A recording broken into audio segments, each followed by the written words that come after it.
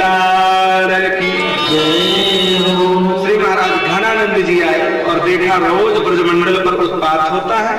अब हम लोग नई राजधानी श्री वृंदावन को बनाते हैं। गोकुल मंडल को छोड़ दिया और भगवान की बाल लीला यहाँ पर संपन्न होती है। हम लोग श्री पौगंड लीला में प्रवेश करते हैं। भगवान की पौगंड लीला 5 वर्ष से लेकर के 7 वर्ष से और 11 वर्ष की लीला जो है वो पौगंड लीला है। अब भगवान 5 के ऊपर हो गए और 7 के भी अंदर चल रहे हैं। भगवान ने इच्छा व्यक्त किया, मैया मैं तो बछड़ा चराई में जाऊं, गैया चराई में जाऊं। मैया ने लाला का बटुआ जैसा मुंह पकड़ लिया। क्या है, भगवान ने इसका उद्धार किया। अघासुर नाम का दैत्य अजगर बनकर के आया, भगवान ने इसका उद्धार किया।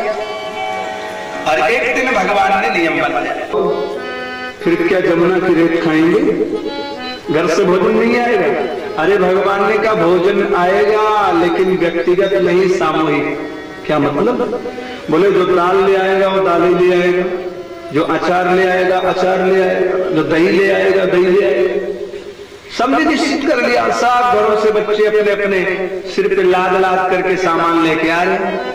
और भगवान क्या कर रहे हैं, उन ग्वाल वालों के मध्य में बैठ करके आनंद से हंस रहे हैं। और किसी के हाथ का दाल ले रहे हैं, किसी के हाथ का भात ले रहे हैं, किसी के हाथ से रोटी छीन रहे हैं। किसी कहते तेरी मैया ने रोटी मीठी बनाई है, किसी कहते तेरी मैया ने मोटी बना दी है, किसी तो कहते तेरी छाछ में पानी ज्यादा मिलो है। आपस में हंसी मजाक चल रहा है।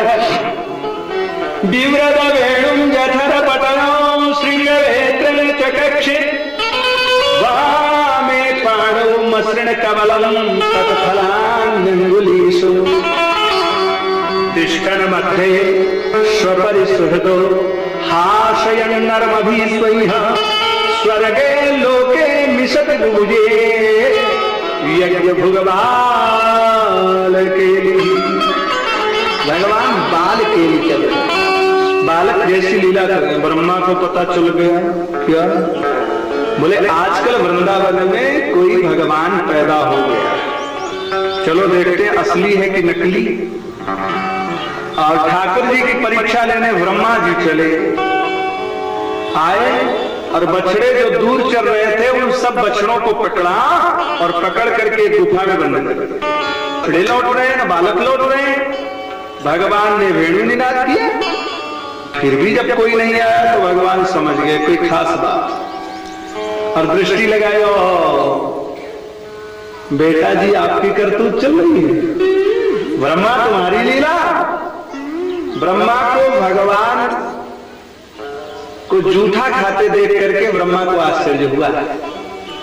साधारण सा ब्राह्मण किसी का जूठा तो खाता नहीं, और ये पूरे ब्रह्मांड का अधिनायक इन ग्वाल वालों के साथ रोटी छीन के खा रहा है, दाल छीन के खा रहे हैं। राम राम राम, ये भगवान अभी पता चल जाएगा।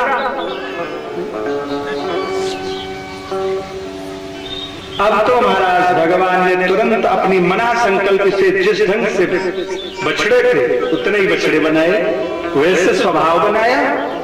जैसे जैसे ग्वाल बाल थे सबको स्वरूप दिया और हर ग्वाल बाल के रूप में घर घर में प्रविष्ट हो। और यहां से बंसी उठाए पहुंचे, 4 मूल लगाए, देखा ब्रह्मा जी नजारा।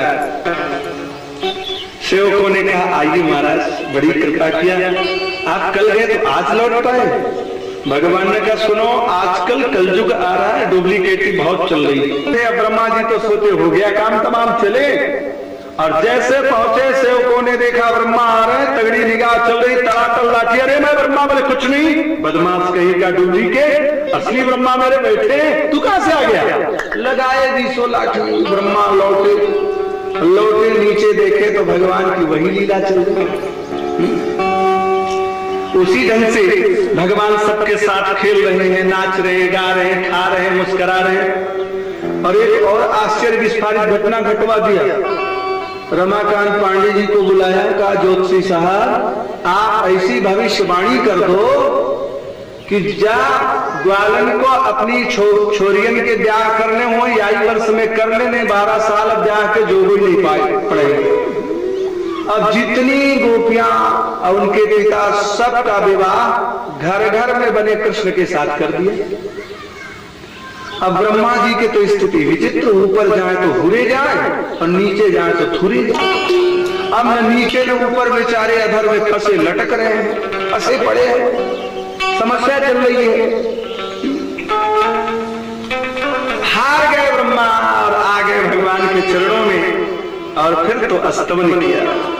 बोले नौमीड्यते ब्रवपुखे तडिदंबराय गुंजावतंस परिपिक्षल सन्मुखाय वन्यस्रजे कवलवेत्र विषाण वेणु लक्ष्मश्रिये मृदुपदे पशुपांगजाय। हे प्रभु, मुझसे गलती हो गई, मैं ब्रह्मा आपको प्रणाम कर रहा हूं, आप हमारे ईड्य हो। हे ईड्य, हम आपको नौमीड्य है मेरे इष्टो, आपको मैं प्रणाम करता हूं। अब क्या विवाह करना है? अब तो विवाह हो ही चुका है, असली के साथ डुप्लीकेटों में क्या मिलना। ब्रह्मा जी के मोह का नाश किया, जंगल में आग लग गई, भगवान ने दावाग्नि बांध और दावाग्नि बांध करके इशारा किया दूसरे के लिए कहेंगे मुखार अग्नि, और या तो ब्राह्मण के मुख में बढ़िया खीर पूरी पड़े और ब्राह्मण बोले वाह, ब्राह्मण मुख मासीद। मैं नहीं कह रहा हूं, ये अरुण तिवारी की बात नहीं है, ये श्री वेद भगवान बोल रहे हैं। क्या बोले? चंद्रमा मनसो जात शक्तो सूर्यो अजायत श्रोताद वायुष्य प्राणश्च। एक तो स्वाहा और दूसरे ब्राह्मणों के मुंह में बढ़िया रसगुल्ला पड़े सफेद वाला, ब्राह्मण बोले वाह, क्या गलत की। अब तो भाई केवल बताने वाले हैं, करना तो कथा महारानी अब वर्षा ऋतु में प्रवेश कर रही है। वर्षा तो बीते ही गई, कालिय का दमन जो है वर्षा में ही हुआ। वर्षा बीत गई, अब आ गई शरद ऋतु। शारदीय नवरात्र का आरंभ हो रहा है और धीरे धीरे भगवान की अवस्था 7 वर्ष में प्रवेश कर रही है। पद्माकर सुगंधिना न्यविशद वायुना बातम सगो गोपाल को अच्युता। नदियां स्वच्छ हो गई, भगवान ने क्या किया? बोले बरहा पीडम नटवर बपु, बरहा पीडम नटवर बपु करणयो कर्णिकारं विप्रदवाशः कनक कपिशं वैजयंतीं च माला। वेणु निनाद किया, बंसी बजाया, और बंसी तो जब बजती है तो बजती है। एक बार श्री राधा जी ने बांसुरी जी से पूछा, बंसी तूने ऐसा कौन सा पुण्य किया है जो ठाकुर जी के ओठ पे हमेशा रहती है, और बता मुझे। बंसी बोलती है, मैंने कोई पुण्य नहीं किया, न मेरी कोई विशेषता है। अगर कुछ विशेषता है तो बस एक ही विशेषता है। श्री किशोरी जी ने पूछा, बसुरिया बसुरिया श्यामा सोबत रात, बसुरिया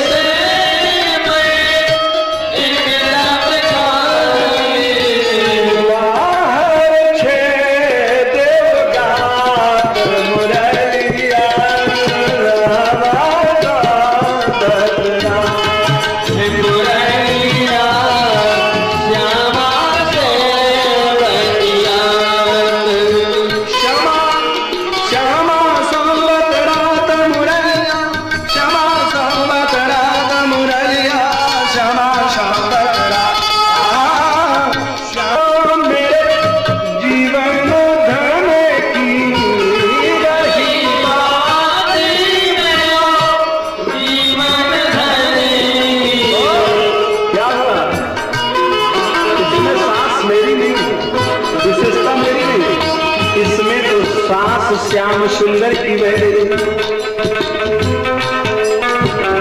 रही बात मेरे जीवन धर्म की तो श्याम जी की श्वास आयावत जात रलिया श्यामा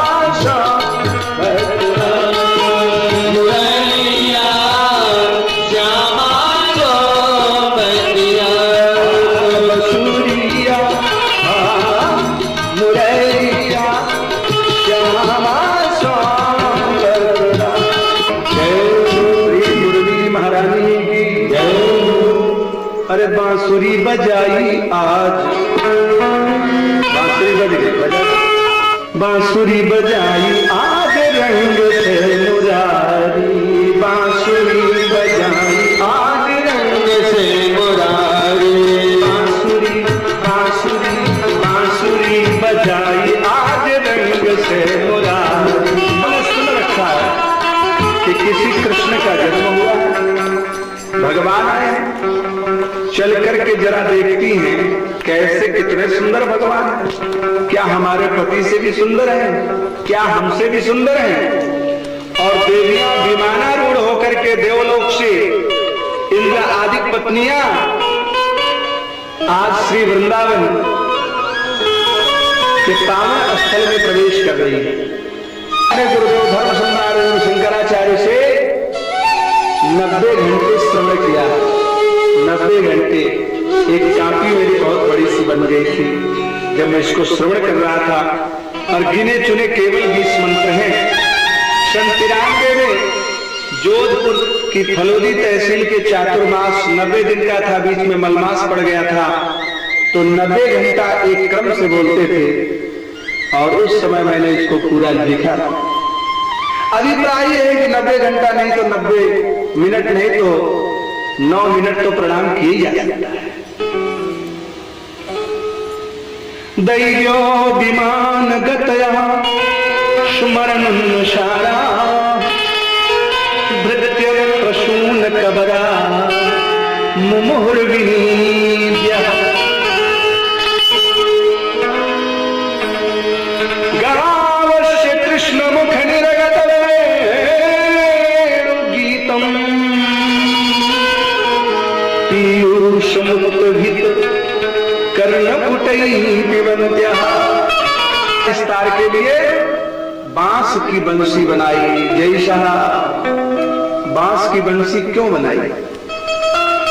जब भगवान की लीला का शुभारंभ होता है तो दुनिया के जितने चर प्राणी हैं वह अचर हो जाते हैं, उनका चलना डुलना बंद हो जाता है, अचर।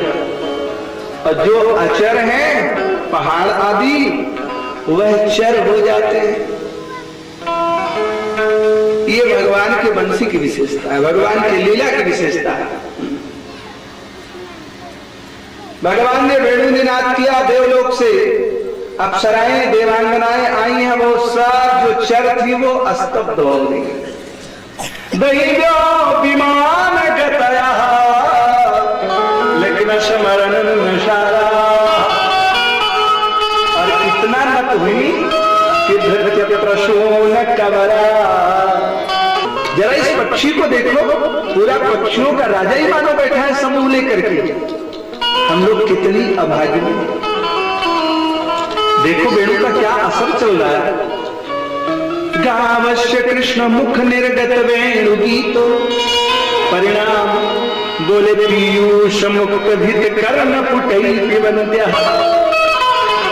वेणु बज रही तो गायों ने कान का दोना बना बना करके और अपने कर्ण पुटों से पान आरंभ किया। पीयूष मुक्त भित, एकदम मुक्त कंठ, कोई चिंता नहीं है। पीयूष मुक्त भित कर्ण पुटई पिबन्त्यः। परिणाम शावाह अश्नुतस्तन पयः, शावाह अश्नुतस्तन पयः। इस वेणु का परिणाम इनके स्तनों से देखो दूध गिरता है। पयः स्तनतः अस्मतस्त, ये बछड़े भी स्तंभित हैं। अरे राम राम, ये बछड़े भी इसी बंसी को पी रहे हैं। देखो देखो ना, एक बछड़ा ग्रास उठाया है लेकिन पूंछ के अंदर नहीं कर पा रहा, बेचारा बाहर भी नहीं निकाल पा रहा, ये तो वहीं फंस गया है बीच में, बंसी की मिठास पी रहा है। गोविंद की इस दशा का वर्णन कौन है? प्रायो बताम्ब विहिगा, एक पक्षी नहीं है, बहुवचन है विहिगा। प्रायो बताम्ब विहिगा मुनयो बनेस्मिन। देवी, लगता है कि सारे संत महात्मा इस जंगल में पक्षी बनकर के बैठे हैं। मुनयम कलवेणु गीतम, जब ये सुनते हैं तो इनमें इतनी शक्ति तो है नहीं कि पूरे वृक्ष को हिला सके, लेकिन उसकी डालियों को हिलाने में लगे। आरुह्ये द्रुम भुजान रुचिर प्रभाला, देखिए ये डालों पे आरूढ़ होकर के और किस ढंग से हिला रहे हैं, जरा इनको तो देखो। आज जमुना को देखो, जमुना तो प्रयाग जाने भूल गई। नद्या प्रसन्न सलिला, ये जमुना कितनी प्रसन्न है, देखो मानो अपने प्रियतम से मिलना चाहती है। देखो देखो, इसमें आवर्त उठ रही है, एक लहर दूसरे लहर को रोक रही, आगे कहां जाती है, बंसी नहीं सुनाई पड़ेगी, रुक जा। और प्रसन्नता में जब रुकना चाहती तो गाल में गड्ढा हो जाता है। नदी हंसेगी तो कैसे हंसेगी, आवर्त बन जाएगा, भंवर चलेगा। आवर्त लक्षित मनोभव भग्न वेगा। देवी, वास्तव में मुझे धिक्कार है। और इसके बाद तो धीरे धीरे मार्गशीर्ष का महीना आया। माशानाम मार्गशीर्षोऽहं ऋतूनां कुसुमाकरः। भगवान कहते हैं महीनों में अग्रहण मैं हूं। ये भगवान ने अपने विभूति योग में गीता जी ने भी गाया है और भागवत जी ने भी गाया है एकादश स्कंद में। महीनों में अगहन में भगवान के प्राप्ति का सबसे बढ़िया पवित्र मास अगहन ही है। और हम आपको एक ऐसी लीला की ओर ले चलते हैं जो समाज की वर्तमान में सबसे विवादास्पद लीला है। देखने के पहले पूतना को मारो फिर बात करो महाराज, सारा संशय अपने आप मिट जाएगा। समय की स्वल्पावधि में मेरे समझ से इतना विचार काफी है। और आज कलिकाल का प्रवेश हो चुका है, लीला तो द्वापरांत की है। वर्तमान में भी 7 वर्ष के बच्चे बच्ची में कोई काम विकार नहीं है, इसलिए यहाँ काम लीला नहीं है, यहाँ तो विशुद्ध भगवत प्राप्ति लीला है। गोपियों ने भगवत प्राप्ति के लिए प्रार्थना किया है और भगवान ने चीर हरण किए ही नहीं है। भाई साहब हनुमान प्रसाद पोद्दार जी महाराज लिखते हैं अपने चेपट में कि भगवान ने तो गोपियों की वासना का हरण किया है, चीर हरण किए ही नहीं, वासना चुराया। चलो अब अधिक न जाकर के मुझे महाराज तक पहुंचना है तो यहीं से काट ले रहे हैं। तो जब चीर हरण किया तो महाराज श्री परीक्षित ने प्रश्न किया कि गुरुदेव ये वस्त्र वासना है? बोले हाँ। और प्रभु ने वासना का हरण किया? बोले हाँ। बोले मेरा प्रश्न है कि जब भगवान ने वासना का हरण किया तो वासना को वापस क्यों कर दिया? वासना को लेके चले जाना था। सुखदेव स्वामी कहते हैं सावधान परीक्षित, एक बार धान की भूसी चावल के ऊपर से निकाल ली जाए और चाहे जितना बढ़िया सा केमिकल लगा करके जोड़ दो, आषाढ़ के महीने में चाहे जय दिन तक भिगो दो, चाहे जितना बढ़िया खेत तैयार करो और धान की जड़ई डाल दो तो बेहन आएगी नहीं आएगी। इसी प्रकार से अगर जीव मात्र की वासना का एक बार हरण हो गया तो दोबारा जीवन में वासना नहीं किया। तब से आज तक महाराज श्री गोवर्धन जी की पूजा कृष्ण के विग्रह के रूप में ही चली आ रही है और अब कथा मेरानी भागवत के महारास में प्रवेश कर रही है, जो आज के सत्र की अंतिम कथा है। और मेरे पास तो करीब 22 मिनट बचा है, तो हम 22 मिनट में इसको निपटाने का प्रयास करेंगे। भाई देखो, रास क्या है? यही समझिए, जो महारास लीला है ये भगवान की काम विजय लीला है। अरे भाई, केवल देवियों का समूह है और बीच में अच्युत बना है। असली ब्रह्मचारी तो भगवान कृष्ण ही है, जिसको सुबह से शाम तक कुछ खाने को नहीं मिला। बाबूजी मुंह लटकाए बोले आज एकादशी है, आज एकादशी है। मेरे ऊपर तो कुछ नहीं लगता, हमको तो लगता आज एकादशी है। एकादशी का इंतजार करते वैष्णव जन की आज एकादशी होगी। 5 दिन पहले पंचांग देखने लगते हैं, और आज एकादशी है, कुछ न खाया जाए, शरीर को शक्ति संपन्न किया जाए। किंबहुना ज्यादा हो तो पानी पी के रहे, और नहीं चल पाता है दूध पी के रह लो, आम का हलवा रख के नहीं, आज मेरी एकादशी है। वो एकादशी है जिसका विवाह नहीं हुआ ब्रह्मचारी, लेकिन जिसके पीछे हजारों करोड़ों और उनके बीच में रास विहार करके और निर्लेप बना रहे, तो वो है निर्गुण निर्विकार से साकार श्री कृष्ण यशोदानंद वर्धन गोप संवर्धन गोपी आनंद वर्धन श्री कृष्णचंद्र को कोटिशा प्रणाम।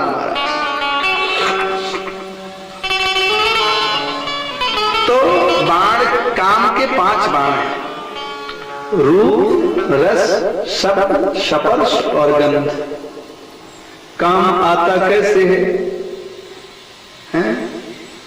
पहले आंखों से देखा जाता है, काम यहीं से तो प्रवेश करता है।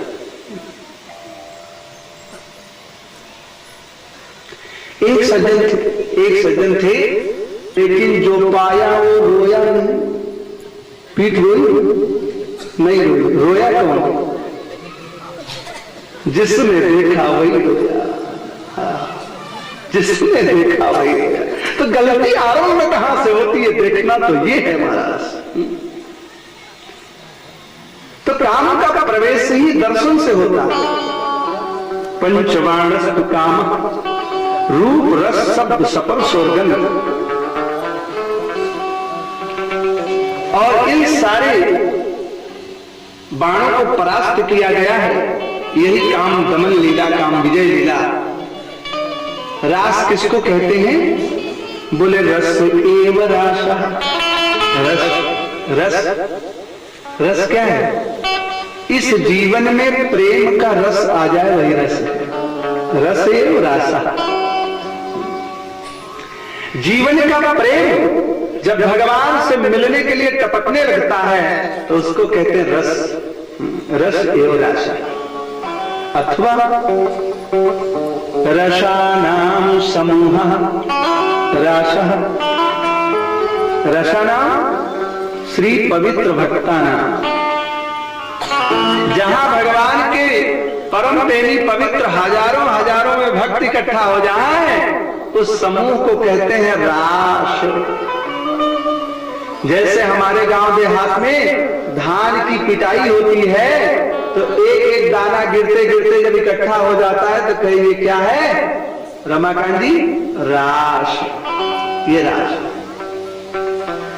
तो ऐसे ही भक्तों का जो कणकण स्वरूप है इकट्ठा हो जाए जिस क्षेत्र में, उसको कहते हैं रास। अथवा रसो, वेद की भाषा, रसो वै सह, रसो रसो रस राजो। बच्चों सूर अपने एक भाव में लिखते हैं भगवान के लिए, रसराज शब्द का प्रयोग करते हैं। रसराज की बात सुनी जब ही, रसराज की बात सुनी जब ही, मुस्काई कहो एक सुंदर छोरी, लेवे को चाहिए समर्थ को, हम देवय में कि तो भागत हैरी। रसराज की बात सुनी, मतलब तो रसराज से उधर भटके तो भटके। जिसमें रसते रहो रसते रहो रसते रहो, एकदम रास इकट्ठा हो जाए। किम होना, अथवा रास किसको कहते हैं? रश्यते आस्वाद्यते इति रसः, अनुभूय जिसका किया जाए, रसास्वादन जिसका लिया जाए, उसको कहते हैं रास। किम होना, कृष्णेन आराध्यते या सा राधा सा रसः शराशः, कृष्ण जिसकी आराधना करते हैं जहां, उसको कहते हैं रास। अथवा कृष्णम आराधयत या सा राधा सा रसः, श्री कृष्ण की आराधना करती हैं जो जहां, उस स्थल का नाम है रास। रात्रि आज नहीं सुनाएंगे, आपको मालूम है। अगर व्याकरण में घुसे, तुम्हारा व्याकरण तो बड़ा विचित्र होता है। भगवान पिता रात्रि, भगवान ने भी इस रात्रि में, इस श्लोक का रहस्य उद्घाटन पांडे जी को लालच लग रही है, देख रहे सुन चुके हैं। अगर इसका व्याकरण की दृष्टि से प्रतिवाद किया जाए तो सारे पूरे रास का खुलासा हो जाएगा इस श्लोक में कि भगवान क्या कर रहे हैं। चलो थोड़ा सा ले, भगवान पिता रात्रि शब्द है, भगवान आलंगड़ा है, पिता रात्रि एक शब्द है। भगवान पिता रात्रि, क्या मतलब समझ रहे हैं? कैसा रास हो रहा है? सीधा अर्थ है भगवान अपि निश्चयेन भी, अप का अर्थ है भी, भगवान भी तारात्रि ही, उस रात्रि में, शरदोत्फुल्ल मल्लिका की रात्रि में रास विहार करने की इच्छा से मन बनाया। पहली बात, भगवान पिता रात्रि। मनीषियों ने दूसरा अर्थ दिया समाज, कौन रास कर, माता पिता का पता नहीं, वो उस रात्रि में महारास करने जा रहे। संतों ने कहा तीसरा अर्थ शब्द, भगवान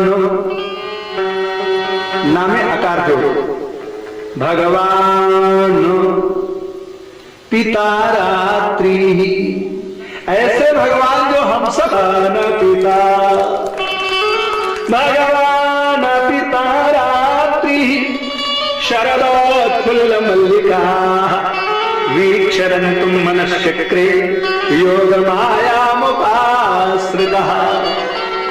भगवान ने योग माया का आश्रय लिया और जमुना पुलिन पर आकर के वेणु निनाद किया।